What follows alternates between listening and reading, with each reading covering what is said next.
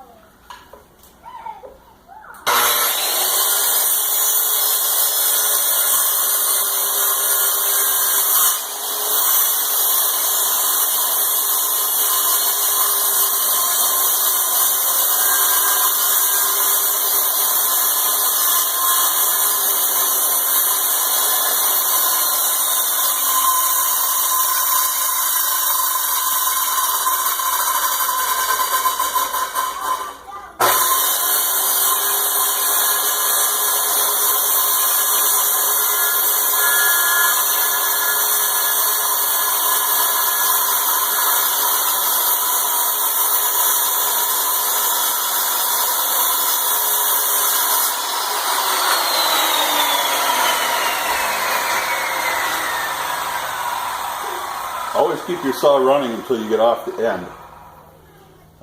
Just saves hassles in the long run.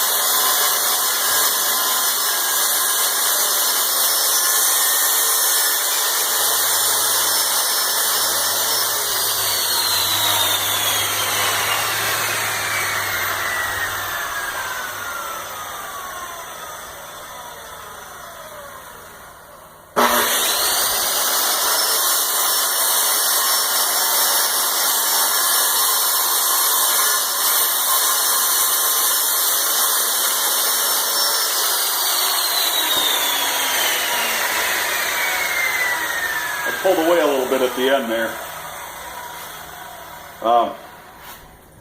Next I'm going to sand this a little bit and get rid of the rough edges. I don't want anybody getting a splinter on it. I'm going to save you the trouble of seeing that. I'll be back.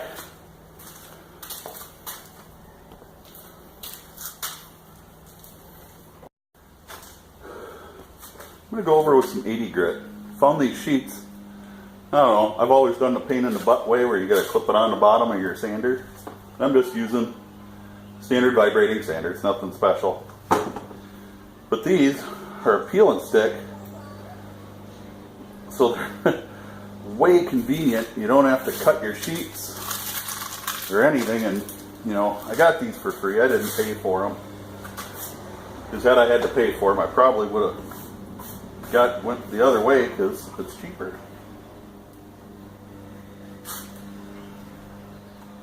But just get it on there square and pat it on there, and you're good to go. So I'm going to start sanding. I'll get back with you in a bit. Alright, figured I'm just going to freehand these 1x4s. I left them 2 inches out, and I screwed one side down to a 2x8, and that should hold it. I'll probably wind up off camera here in a minute.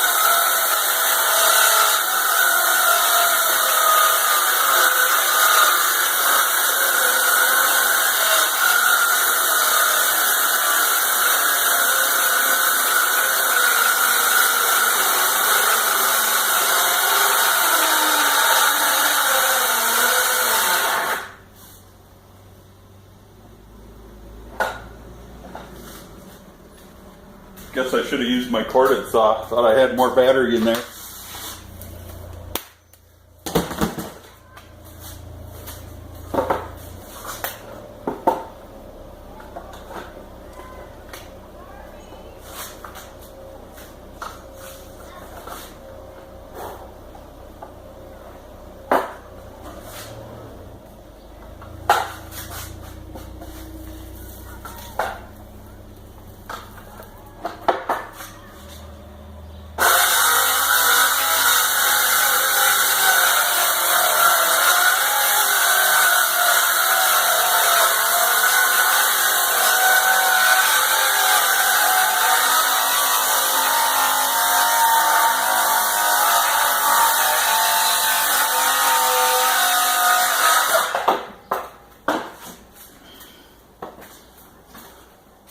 There we go.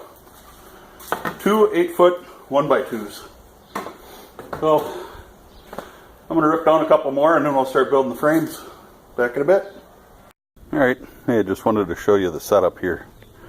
I need to cut 6 pieces and I need them all to be 23 3/4 long. So I did, as I set my chop saw off, it's screwed down to some 2x6, and then I made just a stop, so I can just run them right up against the stop here, and run my saw down and cut them off, and they'll all be exactly the same length. So I'm going to set you on a tripod and cut a couple of them. Shouldn't take but a few minutes. Here we go.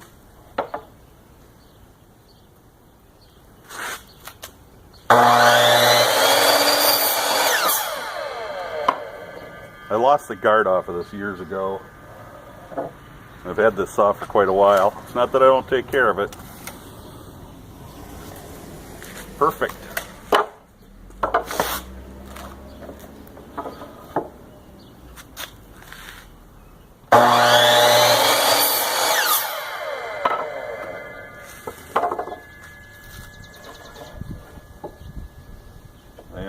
well clear of the blade.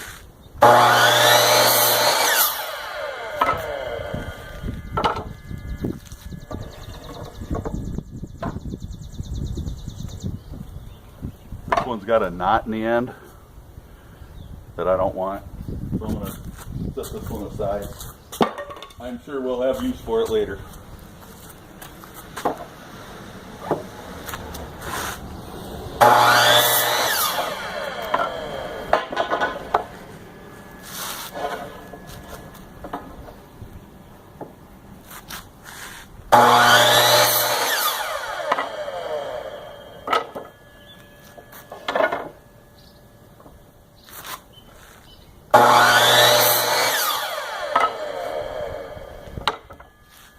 Here's my 6.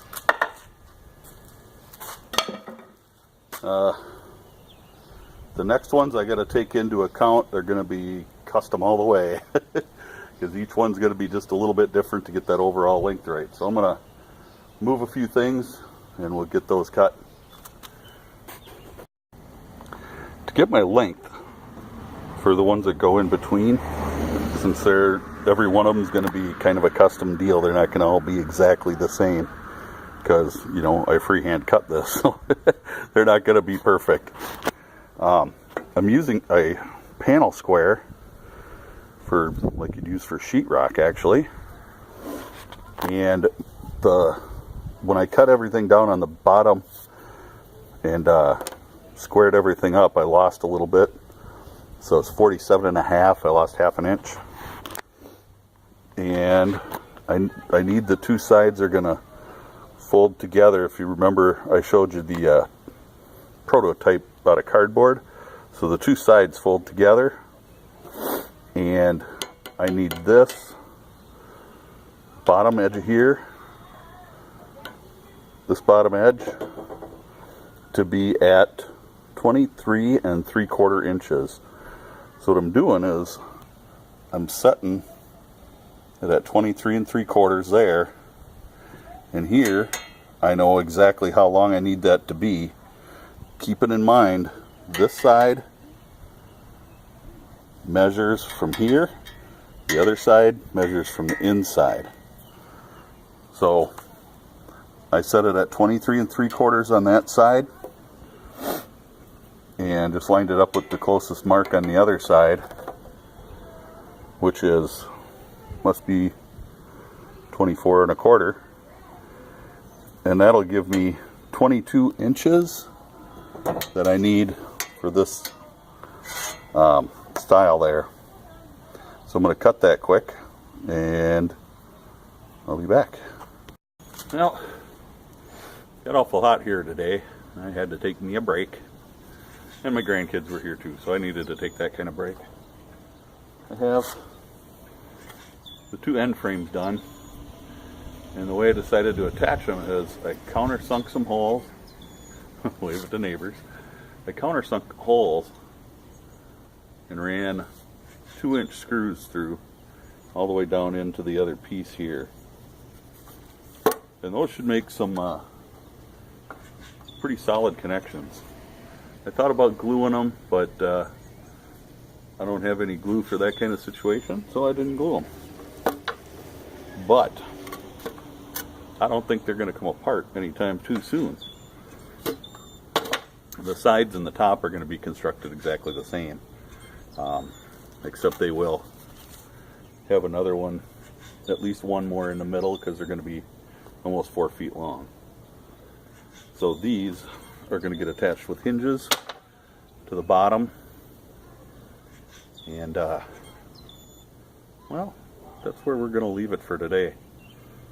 I may take a few minutes to stick them on there, but other than that, you know, in the end, all they're going to do is have some plastic sheeting stapled to them, and we'll call them good, and it should do pretty well. My wife did say I should paint the inside of them black. I had thought white. She said the black would be better because it would gather the heat and keep it in there. You know, in February and March here, it's still pretty chilly, especially in February when she's starting. So, yeah, I'll probably stick these onto the bottom, and I'm going to call it a night. So stay safe. God bless. We'll get this one up and I'll do a part 2 and maybe a part 3. I don't know. But we got I didn't get as far as I wanted to today, but it was so stinking hot. I don't do well in the heat. Never have. I probably drank about 3 gallons of water today. And with the kids running around and stuff, all the neighborhood kids come over to play with my grandkids. So anyway, that's where I'm going to leave this one. Stay safe, God bless, and we'll catch you next time around. Bye for now.